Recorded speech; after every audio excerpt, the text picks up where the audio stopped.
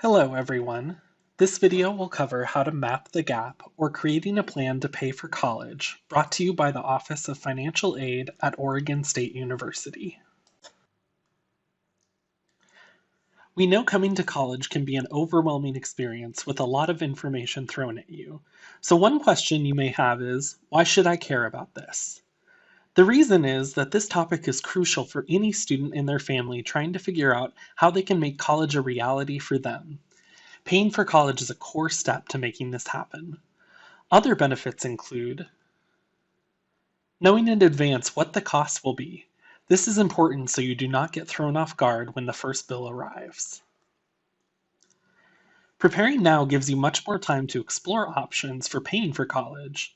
Not only that, but some options may only be available if you have done any necessary steps in advance. Last but certainly not least, mapping the gap can allow you to save money both in the short term and throughout your college career. So what does mapping the gap really mean? Basically, it is just building a budget to compare a student's expenses to their financial aid and other resources. First, you will need to list out all the expected expenses, aid, and other resources that the student will have. The estimated cost of attendance, or COA, available on the award letter or on the OSU website, can be a good place to start your budget. But remember that the costs on the COA are just estimates based on averages for students. It is even better to budget what your actual expenses will likely be based on your specific situation.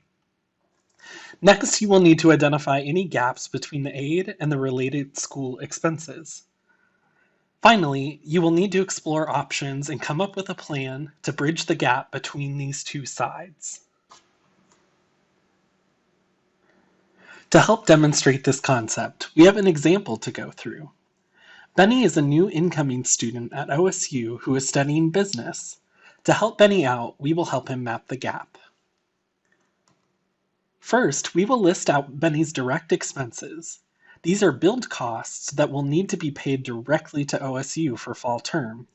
Note that this includes not only the tuition, but also mandatory fees, one-time fees like the matriculation fee and ID card fee, as well as Benny's room and meal plan since he is living on campus. You can find these costs on OSU's website. Next, we will estimate and list out Benny's other indirect expenses for fall. These are costs that are not directly billed by OSU, but Benny will still need to find a way to pay for them. You can make a more detailed list than this, but we have kept it simple here. Now we will list out Benny's financial aid that he will be receiving for fall term. Benny has a mix of grants, scholarships, and loans currently.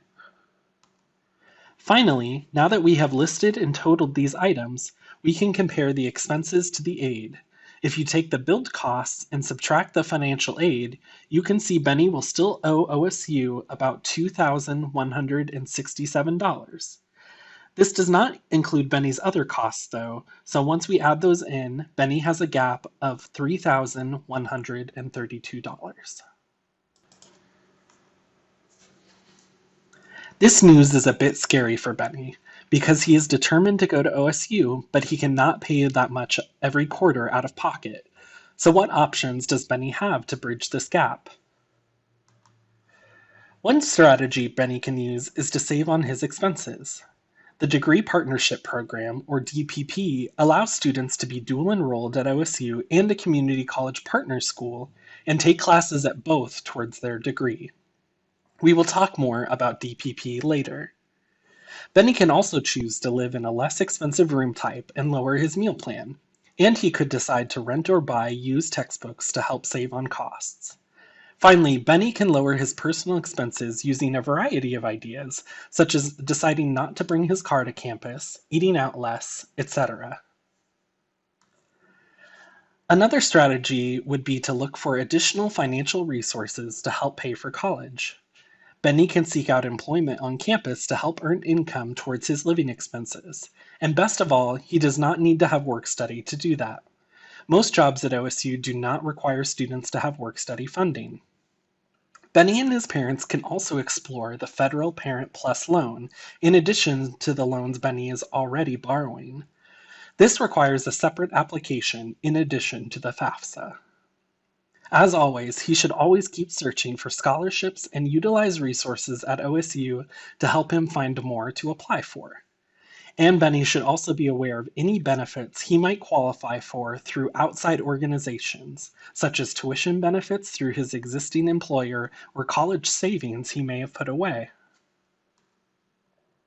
Rather than just relying on one of these options, Benny should consider utilizing multiple options in order to form the most effective approach for him and his situation. Further help exploring these options can be found at the Financial Aid Office and the Human Services Resource Center at OSU. As mentioned previously, the Degree Partnership Program can be a great way to save on costs while also still being considered an OSU student. Taking at least some 100 and 200 level classes at a partner community college school can possibly save students thousands of dollars over their time at OSU. Credits at both schools will be counted towards the student's enrollment status. For example, if a student takes 7 credits at OSU and 7 credits at their partner school, this will generally be counted as 14 credits for financial aid purposes. Students can then compare what their financial aid would look like at each of these schools and pick which school they would like to be their home school, meaning they would receive the financial aid through that school. Remember though, if you want to keep any OSU scholarships, OSU must be the home school and have at least 6 credits at OSU each term. Besides saving on costs, students also benefit through DPP by still being able to access the same OSU services and resources as any other OSU student, which can help them with their academics and keep them on track to graduate.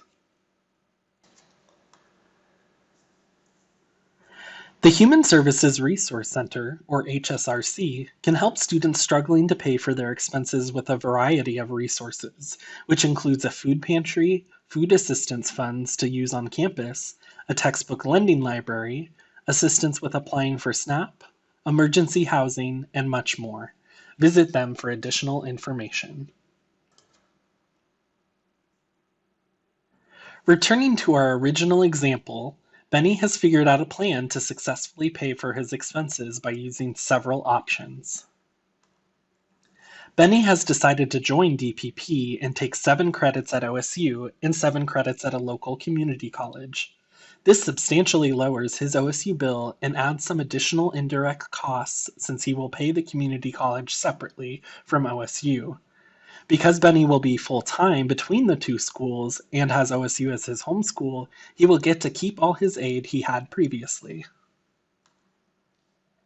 Benny also switched his room type to a triple room and switched to a less expensive meal plan, which has saved him over $1,000 for fall term alone.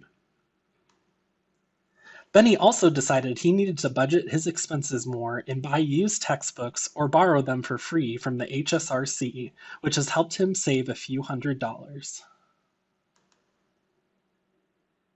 Furthermore, Benny had an honest conversation with his family about the costs of college and all that he was doing to save money.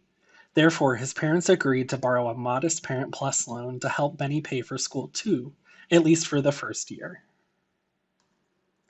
With these resources, Benny will actually have enough aid to fully cover his bill at OSU for fall and will receive a refund. Benny can then use that refund to pay for his other fall term costs, including his tuition at the community college. Thank you for joining us for this video of how to map the gap and pay for college at OSU. We hope this content has been helpful for you. If you have any further questions, please feel free to reach out to us using the contact information located here.